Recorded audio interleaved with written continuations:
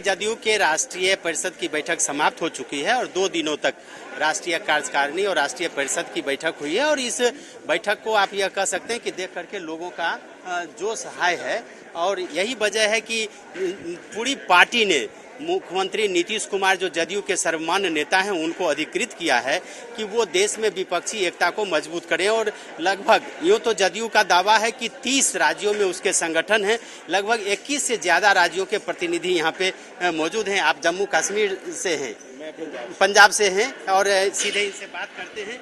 क्या हुआ इस राष्ट्रीय कार्यकारिणी की बैठक में? ये 3 मुद्दों पे डिस्कशन हुआ है और कार्यकारिणी ने वो तीनों मुद्दे पास किए हैं। तो हम सभी ने मिलके तीनों को समर्थन दिया है क्योंकि हम सब जैसे हम पंजाब से आते हैं तो जो उन्होंने 3 मुद्दे रखे तो हम बिल्कुल जायज़ मानते थे उनको, तो इस वजह से हमने उनको समर्थन किया। क्या था मेन मुद्दा? बीजेपी को 2024 में आने नहीं देना? नहीं, ऐसे नहीं कि सब एकजुट होके एक स्ट्रांग ऑपोजिशन होना चाहिए। देश एक ऑपोजिशन मांगता है और सबको एक इकट्ठे होके एक ऑपोजिशन बनाना है। आपको लगता है, यूँ तो नीतीश कुमार आपकी पार्टी के नेता हैं, लेकिन लगता है कि नरेंद्र मोदी के सामने एक नीतीश कुमार जैसा विकल्प मिल गया है? मैं पर्सनली मानता हूं, लेकिन जो नीतीश कुमार जी का कहना है उन्होंने एक बार नहीं 4 बार दोहराया कि मैं कोई प्रधानमंत्री कैंडिडेट नहीं हूं। हमारा मकसद है कि ऑपोजिशन को इकट्ठा करना, ऑपोजिशन बनाना, जो इस वक्त देश को बहुत ज़रूरी है। तो पूरी पार्टी ने नीतीश कुमार को अधिकृत कर दिया है कि आप विपक्षी एकता को मजबूत करने के लिए निकलें। कब से मुख्यमंत्री ने कुछ ऐलान किया कि कब से वो निकलेंगे? बिल्कुल, अब से शुरू कर दिया। आज जो फैसला किया है, जब पार्टी के सभी कार्यकर्ता और लीडर इकट्ठे थे, सभी ने जब पास किए तो समझिए आज ही से शुरू हुआ है। आज ही से शुरू जी। आप क्या लगता है कि जो आधी आबादी के लिए नीतीश ने जो बिहार में काम किया जी, पार्टी को लगता है कि अगर मुख्यमंत्री नीतीश कुमार प्रधानमंत्री का उम्मीदवार बनते हैं या चेहरा होते हैं तो समूचे देश की आधी आबादी का समर्थन मिल पाएगा क्या? जी बिल्कुल मिल पाएगा। देखिए, इस समय पूरा देश है ना मोदी जी का विकल्प ढूंढ रहा है, तो सबको एक उम्मीद जगी है कि नीतीश जी के चेहरे में उनको एक आशा जागी है कि मोदी जी को अगर कोई टक्कर दे सकता है तो वो नीतीश जी का चेहरा है। ये अलग बात है कि नीतीश जी खुद को घोषित नहीं कर रहे, कि वो नहीं मानते कि उनको एज अ पीएम कैंडिडेट घोषित किया जाए, बट येस हम सब मानते हैं कि वो हमारा पीएम कैंडिडेट होंगे, स्ट्रांग ऑपोजिशन होगी और भगवान ने चाहा तो मोदी जी की शायद रिप्लेसमेंट वही होंगे। आपको लगता है कि जहां से आप आती हैं अरविंद केजरीवाल रास्ते में रोड़ा अटकाने वाले हैं, कांग्रेस है, फिर आप ही की यहाँ की अकाली दल है, क्या ये सब नीतीश को अपना चेहरा मान लेंगे क्या?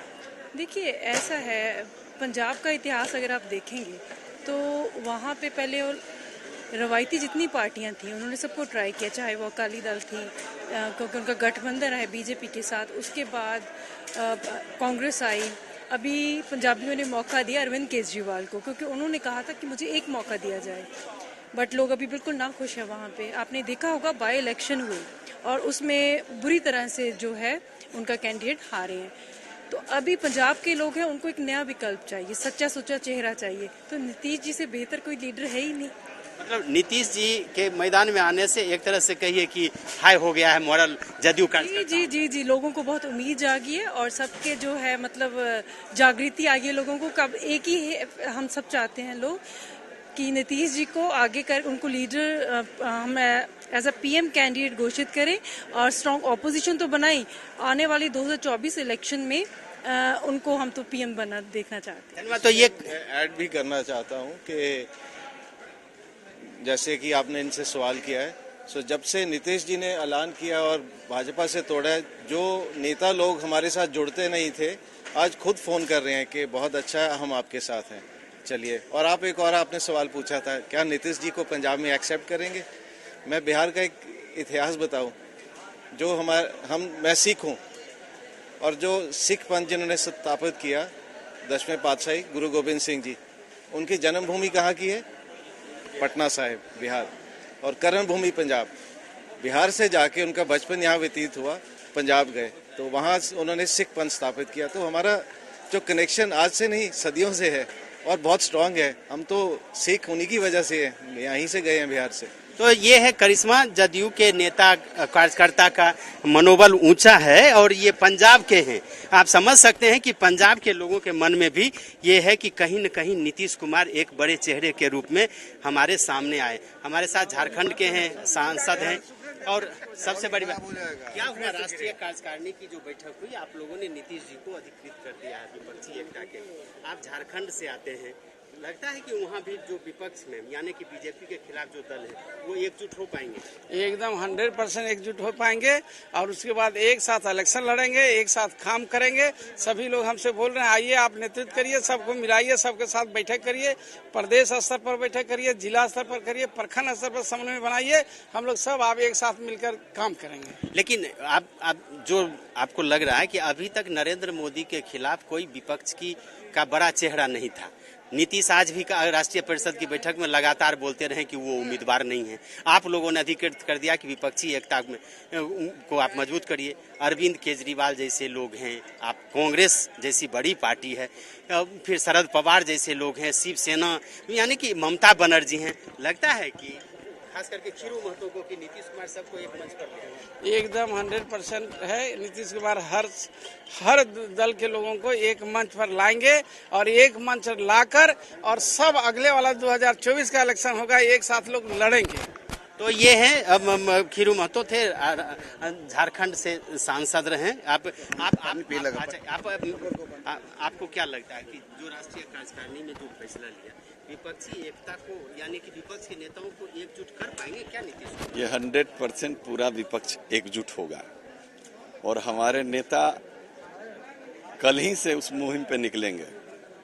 और देखिएगा आने वाले समय में जो वर्तमान सरकार है, जो 2024 का चुनाव होगा, इनका नामो निशान खत्म हो जाएगा, क्योंकि लोगों को विकास चाहिए। इन्होंने 8 सालों में देश की जो तरक्की थी उसको किस कुएं में धकेलने का काम किया, सबको स्पष्ट दिखाई दे रहा है। सोच लीजिए कि कभी लोगों ने सोचा नहीं था कि रेलवे जैसी संस्थान, एयरपोर्ट को आप तमाम चीजों का निजीकरण कर रहे हैं, जो रोजगार का और मतलब नौजवानों की नौकरी का सबसे बड़ा केंद्र था रेलवे।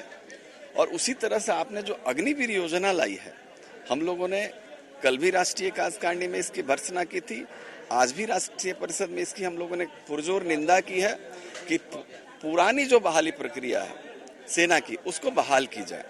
वरना हमारी जब विपक्ष के लोगों की अगली सरकार होगी तो उसमें पुरानी प्रक्रिया के माध्यम से। एक तरफ रामलीला मैदान में आज राहुल गांधी केंद्र सरकार के खिलाफ में रैली कर रहे हैं, दूसरी तरफ पटना में नीतीश कुमार को विपक्ष को एकजुट करने की जिम्मेवारी दी गई है। लगता है कि इस बार का माहौल कुछ बदलाव लाएगा? पूरा विपक्ष एकजुट होगा, क्योंकि सब लोगों से वार्ता शुरू हो चुकी है। देश में जितनी भी विपक्ष की पार्टियां हैं, या वो कहीं सरकार में हो या कहीं वो विपक्ष में हो, तमाम राज्यों के लोग हमारे आदरणीय नेता से संपर्क में हैं। और देखिएगा 24 से पहले ही आपको स्पष्ट पूरा देश का फिजा बदल जाएगा, क्योंकि लोगों को जुमला नहीं चाहिए, लोगों को काम चाहिए। और आने वाले दिन में जिस तरह से लोगों के अंदर मायूसी है, खासकर हमारा नौजवान मायूस बैठा है, किसानों के चेहरे पे हवाइयां उड़ रही हैं, उनको वाजिब मूल्य नहीं मिल रहा है। अभी आपने देखा होगा मध्य प्रदेश में जिस तरह से वीडियो वायरल हुआ था, वहाँ के किसान ने सोच लीजिए कि लहसुन को वहाँ के नदी में डालने का काम किया, तो ये देश के लिए अच्छी बात नहीं है। और आप युवा के अध्यक्ष हैं, राष्ट्रीय अध्यक्ष हैं जदयू के, लगता है कि युवा ने ही 2014 में मोदी को सत्ता में देखिए, सबसे बड़ा अगर आज के डेट में पीड़ित है पिछले 8 वर्षों के केंद्र के सरकार से, तो हमारी युवा है। और देश हमारा युवा देश है, 65% आबादी तकरीबन युवा है। तो युवा तो बदलाव के बयार में अभी से लोग निकल चुके हैं कि ये देखिएगा बहुत बड़ा बदलाव होगा देश में। ये इनको जो वर्तमान सीट है, ये समझिए कि बहुत कम सीटें इनको आएंगी।